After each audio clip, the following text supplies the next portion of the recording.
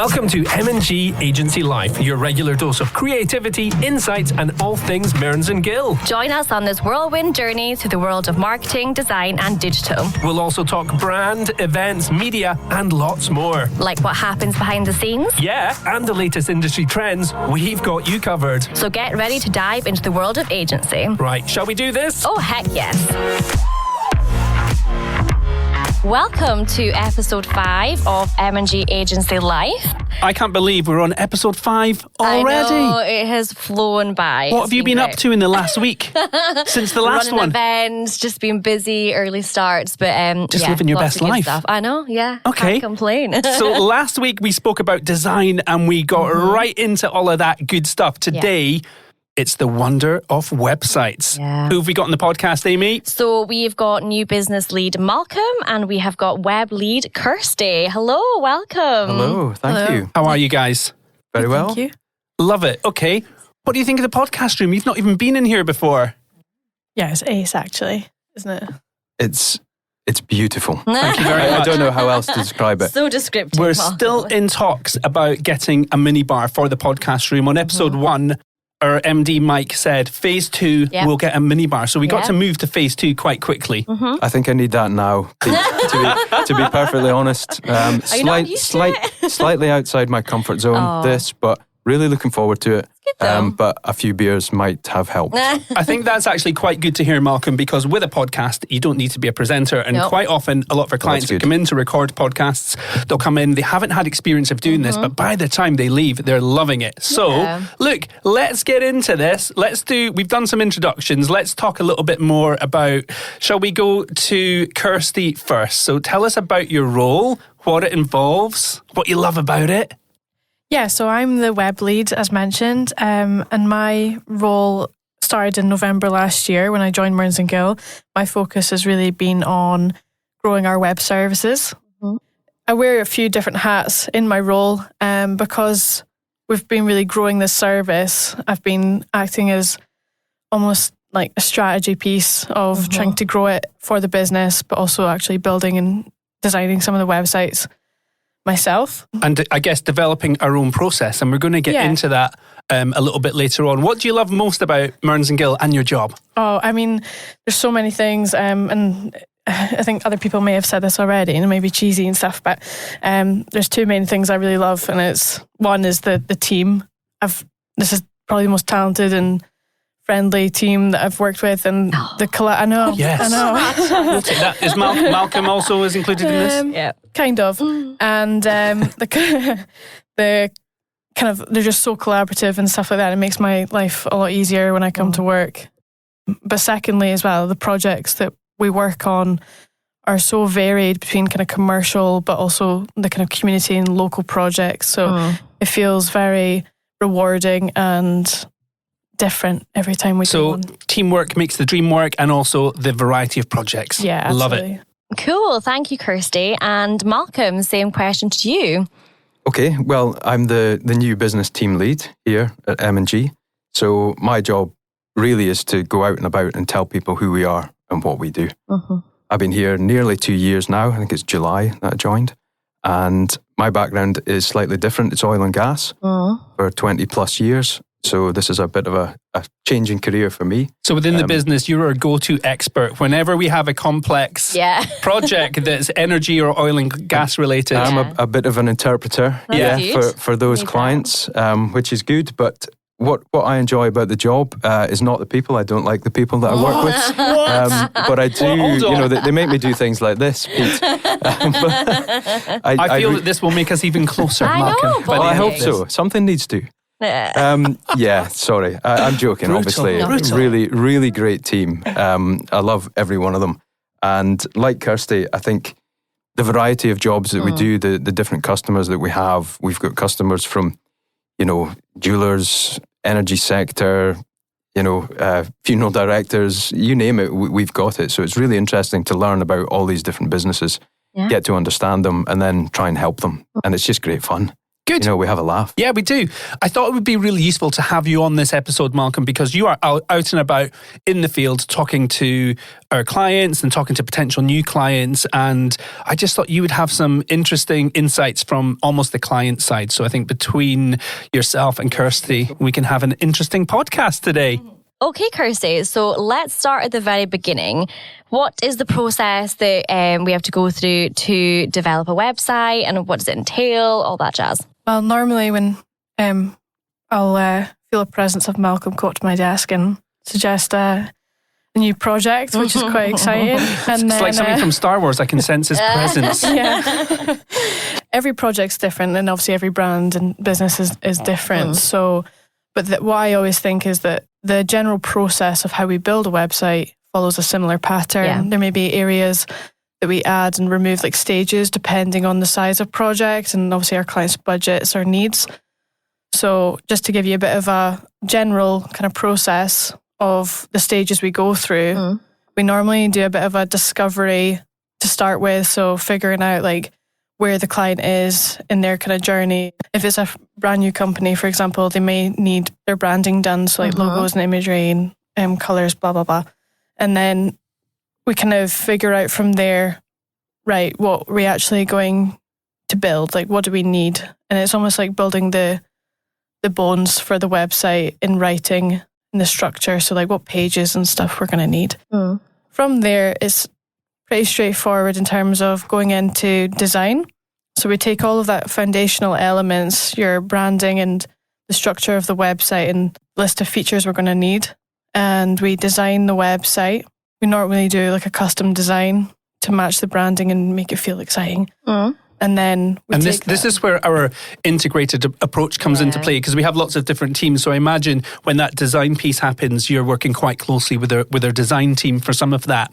Yeah, absolutely. And we've got, obviously, as I've mentioned, a very talented team of designers. So it's quite nice to have a bit that kind of collaborative approach as well, so that we all get different kind of inputs into what we think is going to look good. Once we've kind of approved on the design, we go straight into building the website. Okay. Then we launch it, obviously, and then it's all about promoting it. You've made it sound really simple, but I imagine there's probably quite a lot of steps from going from that design piece to having your front end and then doing all your back end work and all of that, right? I like to have at each stage almost like an approval point, because we don't want to move on to each stage without making sure that everyone's happy with where we are at each stage. So there's that element. And there's also, once we get into design, it's then figuring out, right, what are we actually going to say on the website? What are images that we're going to need? That's where you kind of get into the meat of it, I guess. Yeah. Okay, and we're probably going to talk a little bit more about that process and dig into some of that a little bit later on. But yeah, I like what you said there about how we do have all these kind of checkpoints and approval points, because that's really us holding the client's hand and walking them through. It's quite a complicated project, a website build. There's a lot to it. So it's almost like you're protecting their time as well by saying, right, are you happy with this? Shall we progress to the next stage? And so on and so on and so on, which makes it all really smooth. Okay, Malcolm, so just to come to you and get your perspective, what do you think a client should consider before embarking on a new website build? I guess primarily it's what they want the site for. You know, what they want the site to do for them as a business. It could be a simple brochure site, could be e-commerce, they could be after it for a pure lead gen, sales basis. So how they want to be perceived by their audience, I think that's all something that they need to consider. Kirsty mentioned it, it's branding, it's the imagery that they use on the site, it's the messaging that they want to get across, it's any calls to action that they want to get out there for their audience to take. Okay. Because ultimately it's a sales tool, right? So they need to consider all these things. And I think it's important for them to have someone like an agency that they trust, that they know, that can guide them through the process step by step and make it as easy as possible for them to come up with a new site, because it can be complex. And that's a good point, that making it as easy as possible. And that's something we've spoken about on some of the previous episodes is, ultimately as an agency, we want to take the pressure off our clients and make things as easy for them as we can. Absolutely. So, Kirsty, you've already touched on the processes that's involved. You probably have a lot more to say about that because it's not as simplified.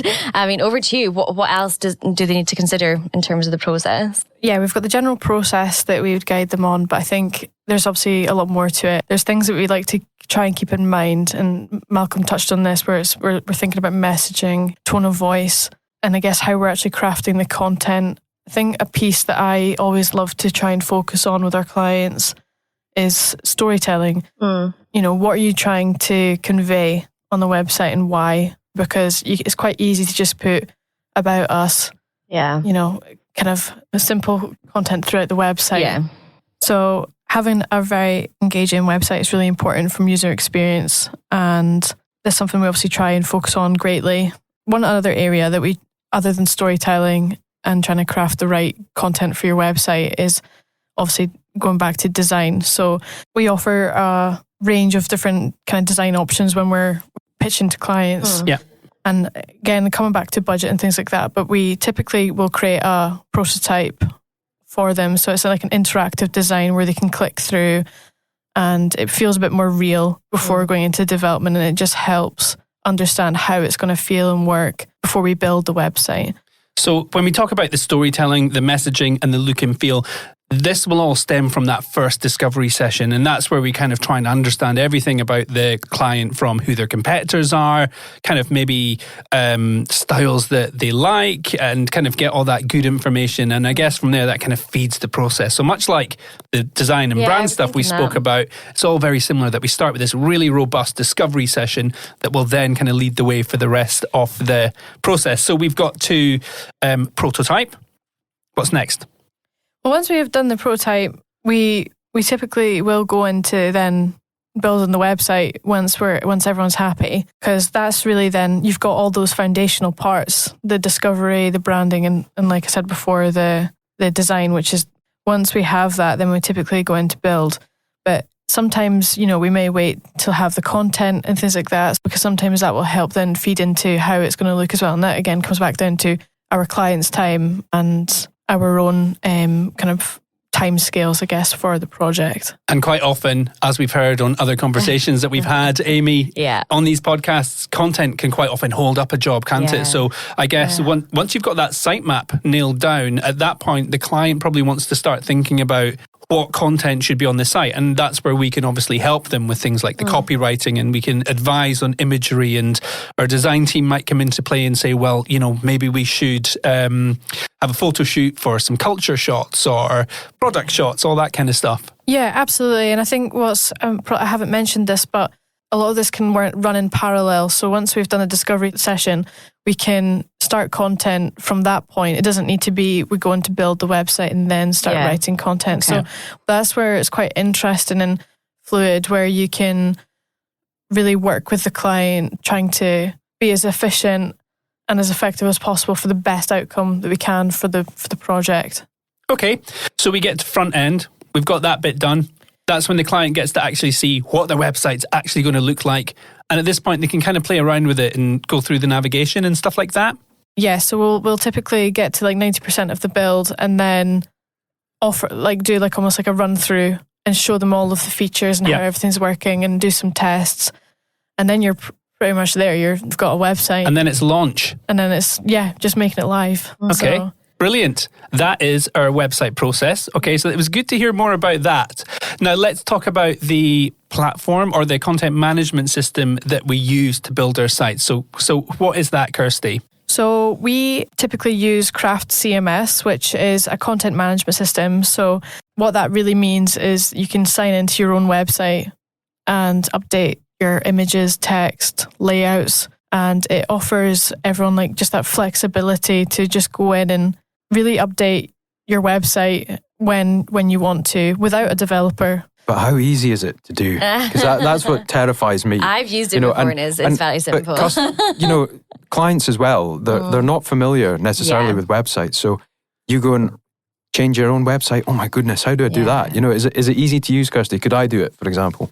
Yeah, you could do it. Oh God. Yeah. I think that's from what I know about Craft CMS, is as well as it being it's a great content management system. It's quite nice to build on. Yeah. It's very future-proof. But I think the big deal, and Malcolm, you've probably heard this from a lot of clients, is that it is user-friendly. And I guess from conversations you've had, Malcolm, clients are probably looking for a website that they can quite easily update themselves. Absolutely, 100%. Yeah, that's the point I was trying to make. It's, it scares people. Yeah. How do I update my own website? Yeah, I've got no idea. Live, not every. I'm being, I'm generalizing here. A lot of our customers know exactly what they're doing, and they have no issues whatsoever updating their own websites. But others, it's scary for them. Yeah. So I think if we give them a bit of training and just show them how easy it can be, then it's going to make them feel better. And people want the ability to be, to do it themselves. Yeah. They don't want to have to get in touch with a developer all the time. No. Or can you change that text? Can you change that image? No. Yeah. They want to do it themselves. So the fact that we can do that and train them how to do it through craft is great. And there's nothing worse than logging onto a website and you see it hasn't been updated since last year or something like that. Yeah. So that's what we find, Pete, though, because, a few of the clients that we've been to see recently, they've maybe started a business a few years ago. They've got a website up and running because they had to. Yeah. And nothing's been done on it since. Yeah. And now they're coming, the business is growing, they're investing in marketing, they want to do something with their website. As you know, it's the first impression that somebody has of your business. It's your window to the world, essentially. It's your window to the world. But it is. And it's, and it's important to keep it up to date for things that I don't understand. But, so it ranks well in searches. Your SEO is very important. So you've got all the right terms and phrases on there. If you keep your site updated, it gives it authority. So it's going to rank in searches. All those kind of things. Yeah, it's very important. You know yourself, if you're looking at something or a new brand and you see something that's not been updated, I wouldn't necessarily trust it as much as I would trust a brand that, it's been updated in that. People need to trust your site, for sure. Exactly. So you need to give the right impression through your site. So it's very important. Great, interesting stuff. So we've covered the process and also we've covered Craft CMS. Okay, so Kirsty, why are websites so crucial for businesses today? And maybe talk us through the different kinds of websites that businesses can have. It's still, I think, first point of contact. Naturally, I think people will, go on their phones and search on Google and come across the brand. And when you go onto that website initially, you really want to showcase quite quickly an engaging kind of user experience. And, it can mean the difference between someone getting in contact with yourselves or going to a competitor. Some businesses, and particularly smaller businesses, may not have a website. We try and work closely with people to try and make it work for them within their budget as well. We mentioned obviously Craft CMS. That's for us would be like a larger website build. But we actually offer different types of services as well. So that if we're doing, for example, a single landing page, whether that's for an event or launching a new business and keeping it simple. So we typically would use another platform called Webflow, which is a cheaper option, but it means that we can still create a fantastic design. So we do kind of a range between kind of the smaller websites up to the full-scale e-commerce websites. Yeah, so that Webflow version, that's what we used, quite a new company. And the founder was off to exhibitions and conferences, but she didn't have a website. So she had nowhere to point people to. So she came to us. We did a Webflow site for her and put together in just a few days, quite simple, quite basic. Yeah. It tells a story about who she is, what the device does, why you should invest in the device, and it's up there and it's getting a lot of hits. So it's really good. She's got a presence where she didn't before have that. Absolutely, and it's so important. I guess with Webflow, there's probably two sides to it. There's the cost efficiency part of it. It's very cost effective, but also it's quite a speedy build, isn't it? Yeah, you don't need a lot of content. Without sacrificing on design and things like that as well, which is brilliant. Some great points, Kirsty. Right, so Malcolm, from a business development standpoint, I guess, how would you emphasise the importance of websites to potential or existing clients? It's the first thing you do, isn't it? If you hear of a business or a company, the first thing I do is go and look them up online. And also, the site's important as part of the larger marketing campaign, because ultimately we're trying to drive traffic to somewhere, and it's usually a website. Yeah. You've got paid ads and organic ads and everything. We're putting them back to a website and then trying to capture that as a conversion somehow. So it's just vital that the website really reflects the business as it wants to be perceived.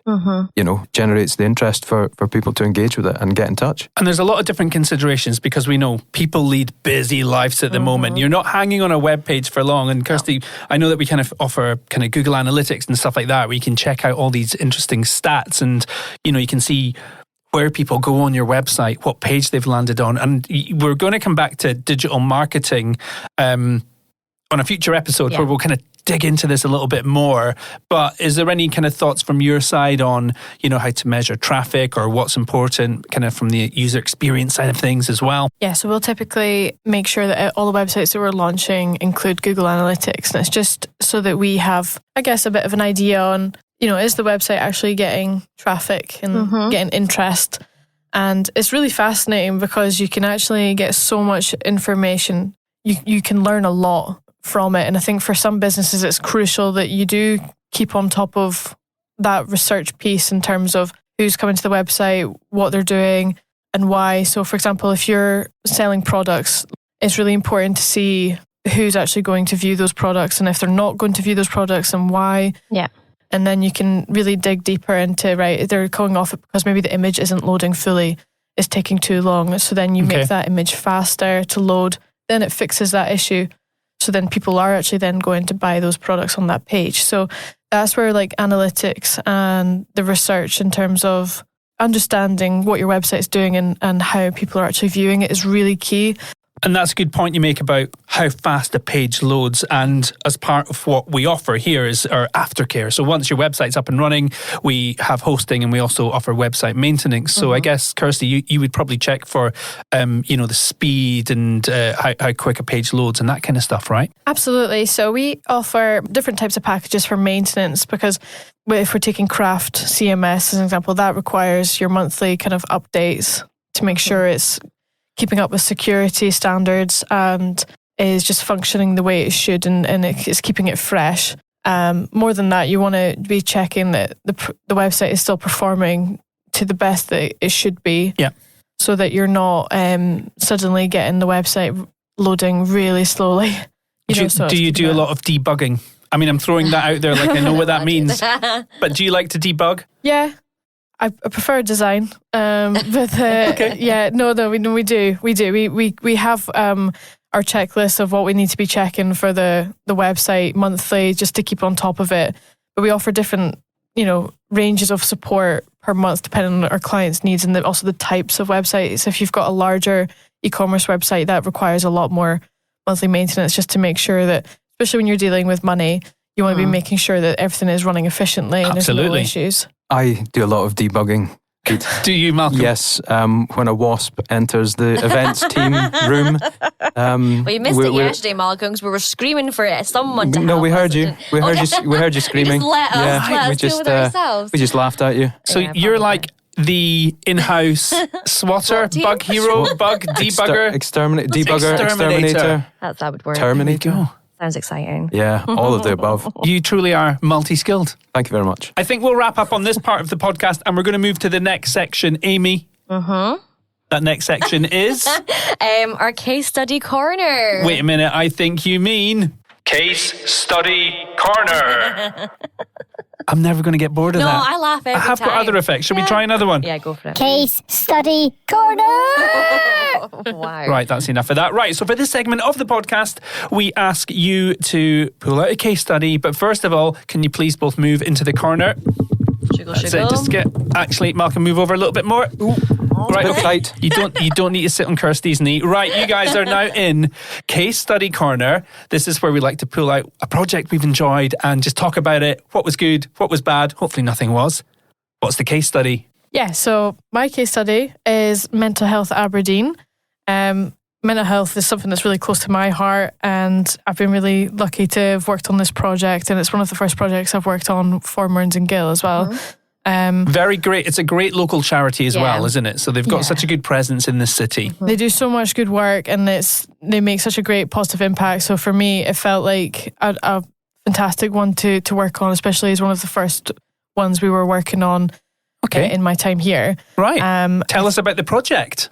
Yeah, so it was quite an extensive project, actually. I think what I love about it is, one, it's obviously like a charity and we're doing good, but it's also a fantastic one in terms of showcasing the type of work we can do, especially with the tools we've mentioned, for example, Craft CMS. It was quite an extensive project in terms of the amount of content and the branding that was required for it.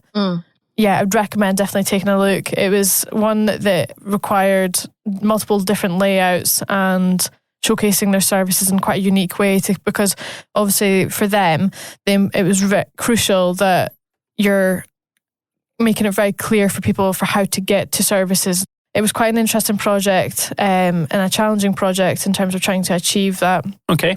So yeah, I feel like that one was a fantastic one to start with. And as part of that project, did we work across various departments within the business?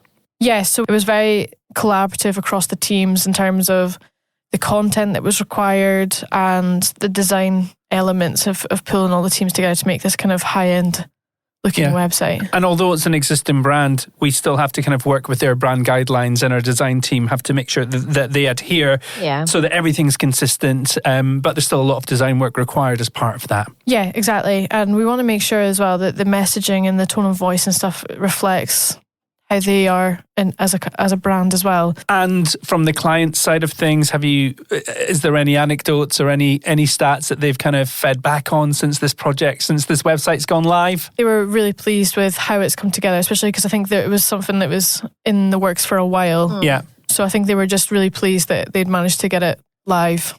Yeah, so they were happy with the project, how it came together, and that the website's now live. And I guess it's a crucial tool for them in terms of getting out important information very quickly to someone who might need it. Excellent project. Thank you for bringing that into Case Study Corner.